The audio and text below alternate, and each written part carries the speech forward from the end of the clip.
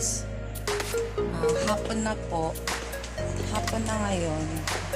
So, magpe-prepare na tayo ng food. So, lakas naman. So, yan. Nakapag-gayat na ako ng spring onion. And, mag-i-steam tayo ng fish. Gata. Tapos, ito nga yung gulay natin. Bok choy. Yan. Sorry na ako lang ayos. So, yan. So, mag-iisip pa ako ng isang pang dish para tatlo siya. Tatlong klaseng ulam para mamayang gabi. So, yan guys. Update ko kayo. Ha? So, tayo maghihimay ng bok choy.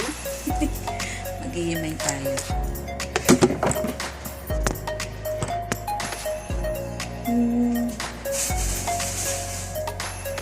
So, tatanggalin natin yung yung bulaklak.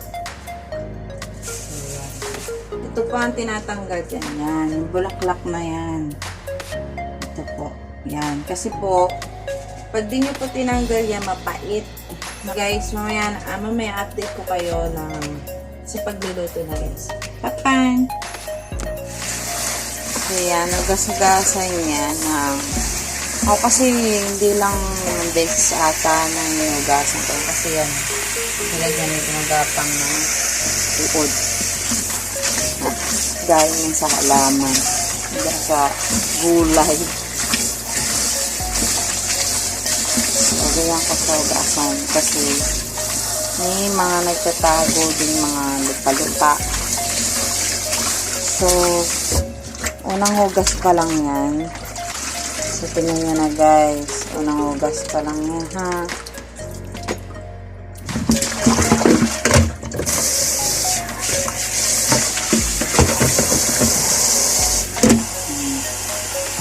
Tingnan ang magugas. Hugasan pa natin.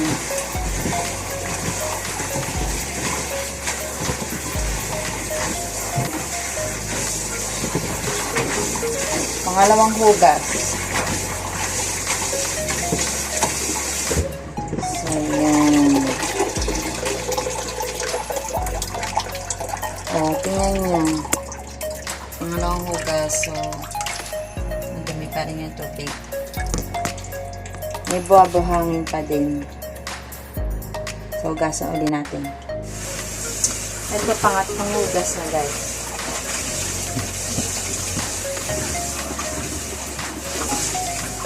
Wala kasi hugas na hugas siya kasi para hindi malasa. Igigisa ko lang sa bawang. Ano pa rin siya. So, pang-apat na.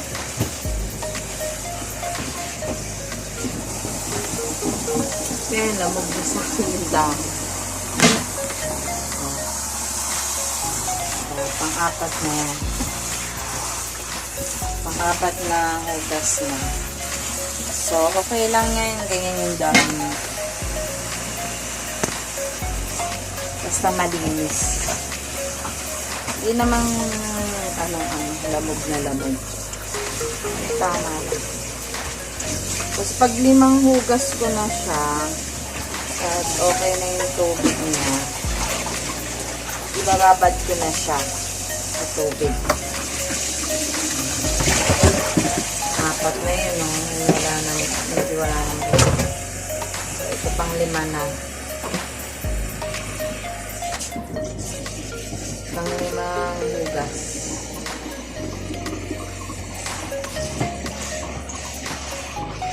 So, sa mga ano ko nga pala dyan, subscribe. Don't forget to subscribe my YouTube channel. Ngayon lang ulit ako video, mag-upload. Kasi busy ang lola nyo. Busy ang lola nyo. Ganon. So, huling upload ko paunti-unti na nandito na ako. Nandito nga po pala ako sa Hong Kong as PH. Pinali ko na yung buhok ko.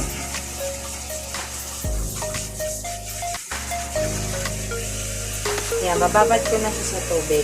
So, mamaya ulit ugasin ko siya. Yung paglulutuin ko na siya. Pero, bababad muna natin siya. So, yan guys. Mamaya na ulit. Bye-bye! So, yan, nakalimang ugas ako dyan. Tapos, babad na natin siya sa tubig. Dapat na nakalubog siya. Puno siya eh.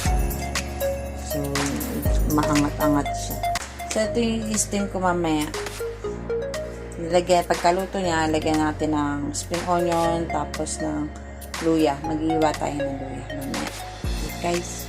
Yan, nag-prepare ako naman ng mais.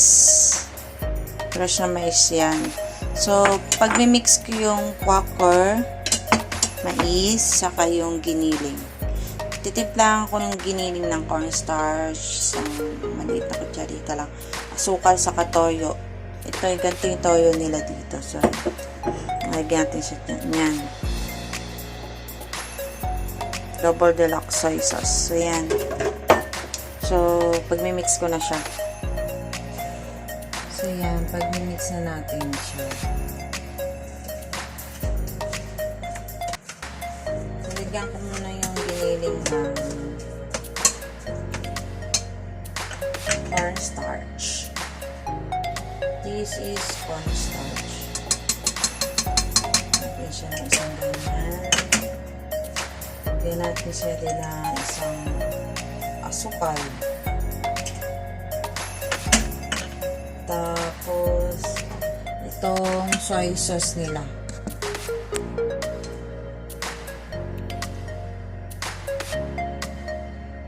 Itong ganyan.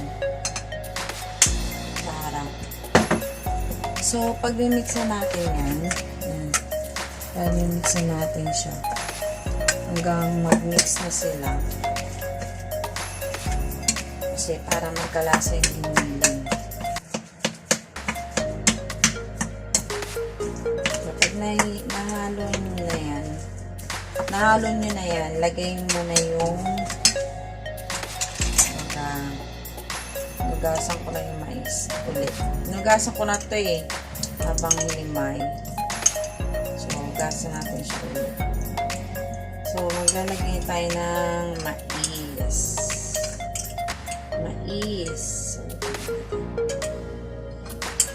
Limay na mais.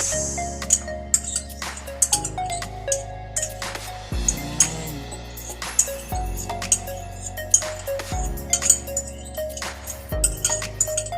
So, yan. Nalagay na natin siya lahat. Maglalagay naman tayo ng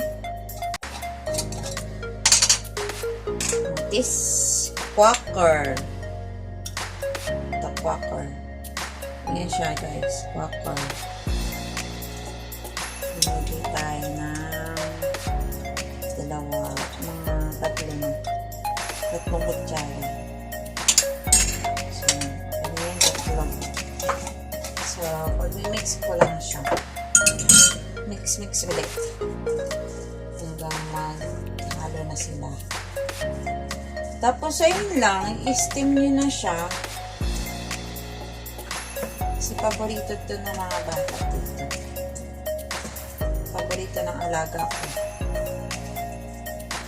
Tinuro lang din sa akin ko ng amo ko. Shout out sa amo ko mabait. Sa pagtuturo sa akin magluto na pagkain nila. Mga 5 buwan na ako dito, pero minsan talaga, hindi ka naman perfect ng tao. Minsan nagkakamali ka rin magluto. Minsan nasasobra ng toyo. Matabang kasi ang timpla dapat dito, guys. Ayun nila kasi nagkakaubos sila. Na ano yung mga lalamunan nila ba. Kaya ingat-ingat din. Ayaw nila ng matoyo. Sobrang toyo ba. So yan, nahalo ko na guys. So, mamaya, ilalagay ko na siya sa isang steam.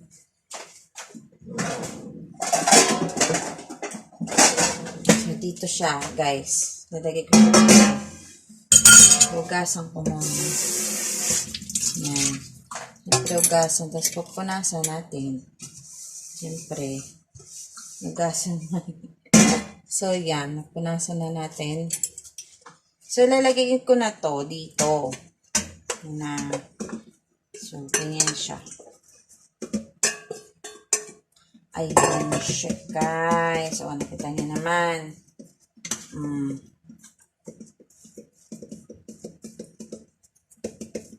So, ipaplat ko siya dyan. Hanggang ma-cover na niya ang lapag. Lapag. Lapag eh. Lapar. So, may lapang yan. Lapang. Lalapang. Siyan. Ganun lang kadali, guys. Oh. Kaya sa mga nandyan, dito sa Hong Kong din, yung, ano lang naman to, madali lang.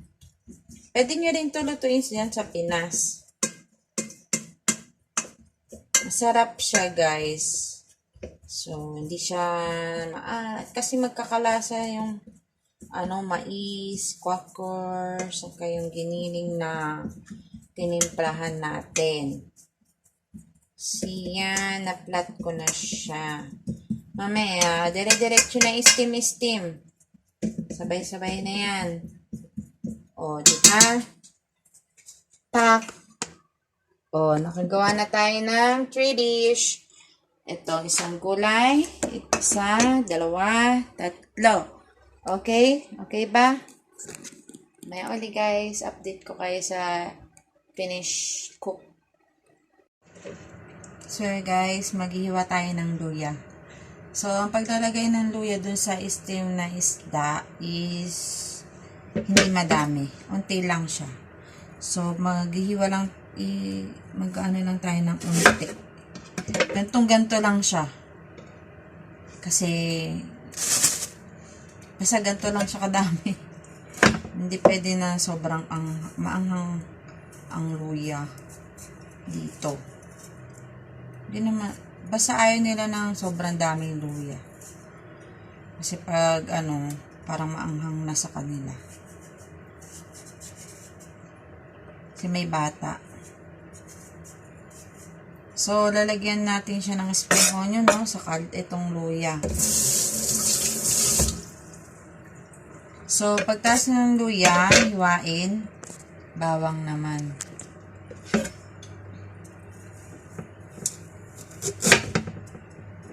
Maninipis lang na hiwa.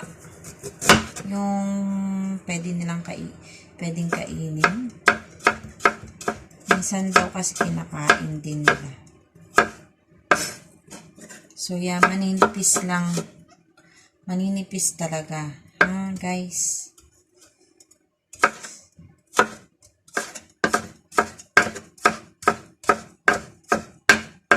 So, sayang din pag sobrang dami din kasi sayang lang. Magagamit nyo pa sa ibang pagluluto ang luya.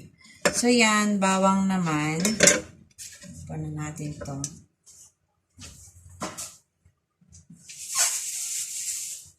Kuha tayo dito na dito sa mga tatlong peraso. Ang hirap naman magpakuha nito. Kambal. So bawas natin isa. Yan, tatlo.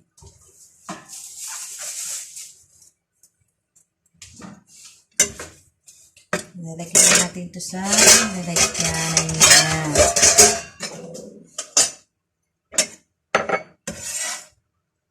So, yan. Yan, maliliit na hiwa lang po. Maliliit. Maliliit sa maliliit. So, yan. Bawang naman po. itiktik ko muna sila para matanggal yung balat. Yan, madali siyang mahubaran ng balat. Ng balat ha. Baka kung ano na naman nasa isip niyo. Balat. So, yan.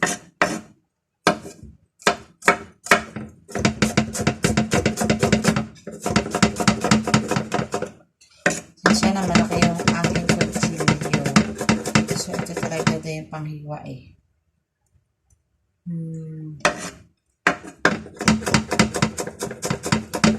So, mais.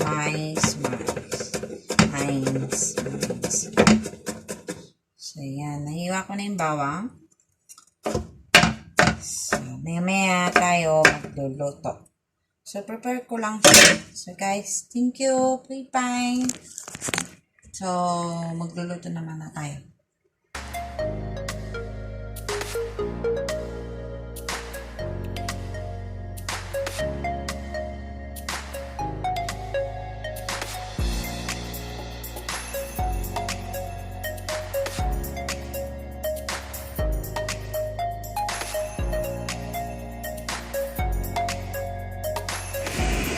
So, yan guys. Nagpapakulo na ako ng tubig. And, diyan ko siya yung steam. Nalagyan ko siya ng stand. Siyempre, ito. May pagkumulo na siya. So, yan. I-steam natin yan. Yung dalawang yan, guys.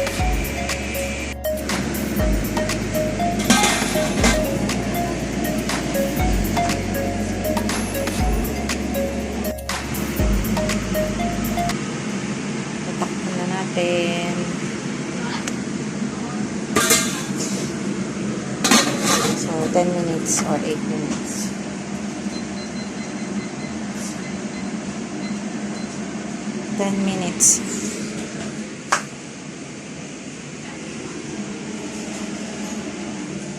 So, ito na yung steam. So, yan guys. Nahugasan ko ulit siya. Pagkatapos ko siya ibabad kanina, pagkasugasan ng 5 beses. Hugasan ko siya ulit. So, lulutuin ko na siya.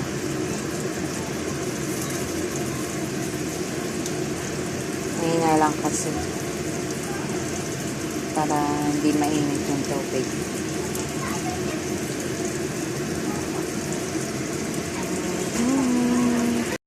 Malapit na maluto yung isda. So, yan, magpainit ako ng kawali. Lalagyan ko siya ng mantika. Kasi pag toppings ko ng spring onion, sa pananduya, bubuhusan ko siya ng mantika. At lalagyan ko siya ng toyo ng isda. So, yan guys.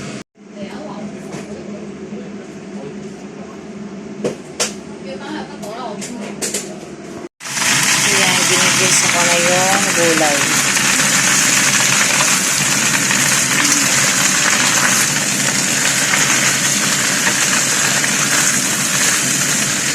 Nalagay ko na yung bawang.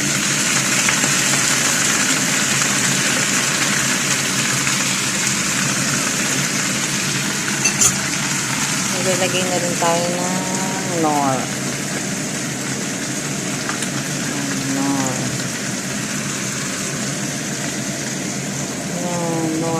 Nor.